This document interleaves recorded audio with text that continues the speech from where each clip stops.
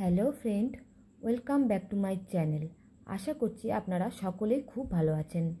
আর আজকে শেয়ার করতে চলেছি মহানায়ক উত্তম কুমারের ফেভারিট একটি চিকেনের রেসিপি।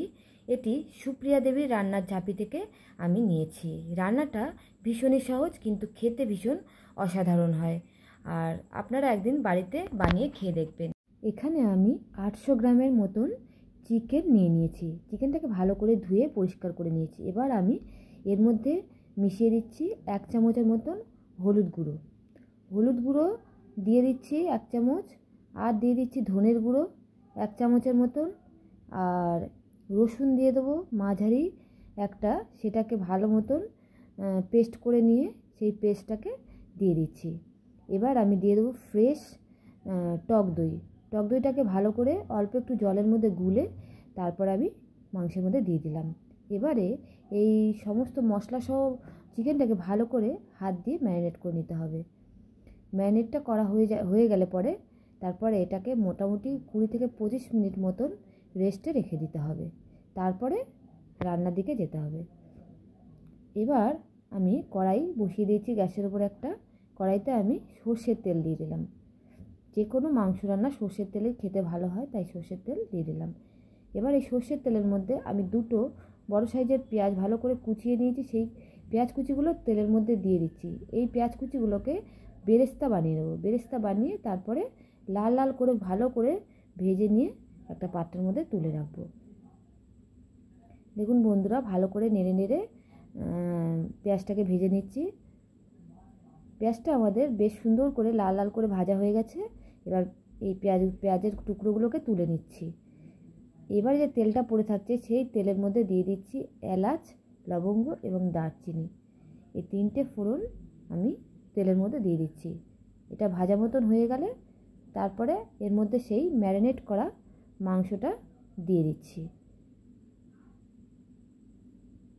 মাংসটাকে দিয়ে খুব ভালো করে কষিয়ে কষিয়ে রান্নাটা করে নিতে হবে।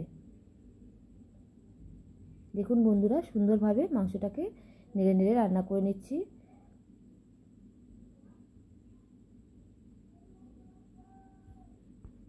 মাংসটা বন্ধুরা যদি সুন্দর করে কষিয়ে রান্না করা যায় তাহলে এই মাংসটার স্বাদ কিন্তু অপূর্ব হয় খেতে।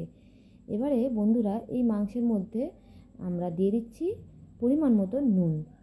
এখানে আমি 1 চামচ আর একটুখানি নুন দিয়ে দিলাম।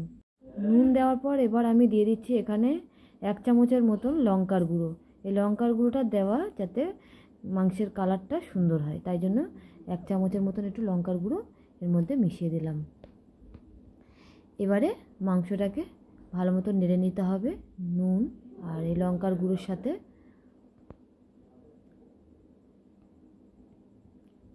মাংসটাকে সুন্দর করে কষিয়ে কষিয়ে বেশ যখন তেল বেরিয়ে আসবে তখন মাংসটা প্রায় 100-এর মধ্যে 80% হয়ে যাবে। দেখুন সুন্দরভাবে কষানো হয়ে গেছে মাংসটা।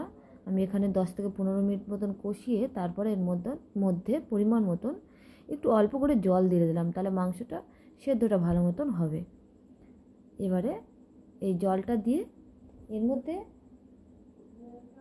আমি দিয়ে দিচ্ছি এবার একটুখানি অল্প পরিমাণে চিনিটা দিলে মাংসের স্বাদের একটা ব্যালেন্স সুন্দর হয়। আর সবার লাস্টে দিয়ে দিচ্ছি তৈরি করা ওই বেরেস্তাটা, পুরো বেরেস্তাটা এর মধ্যে দিয়ে দিচ্ছি। এই বেরেস্তা দিলে পরে মাংসের টেস্ট হয় অসাধারণ। এবারে এই বেরেস্তাটা দিয়ে মাংসটাকে সুন্দর করে আরও 2-3 মিনিট মতো নেড়ে নিতে হবে।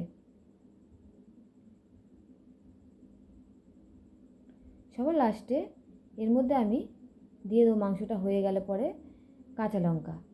এখানে আমি 5 থেকে 6খানা কাঁচা লঙ্কা চিড়ে তবে দিয়েছি। কাঁচা লঙ্কার যে একটা সুন্দর ফ্লেভার হয় সেই ফ্লেভারটাই মাংসের মধ্যে মিশে যাবে আর মাংসটা খেতেও খুব সুন্দর হবে। এবার আমি মোটামুটি 5 থেকে 7 মিনিটের মতন ঢাকা দিয়ে মাংসটাকে রান্না করে তারপর একটা পাত্রের মধ্যে আমি সার্ভ করে নেব। দেখুন বন্ধুরা, মাংসটা রান্না হওয়ার পর আমি একটা প্লেটের মধ্যে মাংসটাকে নামিয়ে নিয়েছি। কত সুন্দর কালারটা এসেছে। আপনারা বন্ধুরা এইভাবে বাড়িতে রান্না করে খেয়ে দেখবেন, খুব সুন্দর হয় খেতে এই মাংসের রেসিপি। বুঝতে পারবেন যে আমাদের মহানায়ক উত্তম কুমার কেন এই রেসিপিটি এত পছন্দ করতেন। তবে বন্ধুরা যদি ভালো লেগে থাকে আমাকে লাইক, শেয়ার এবং সাবস্ক্রাইব অবশ্যই করে দেবেন।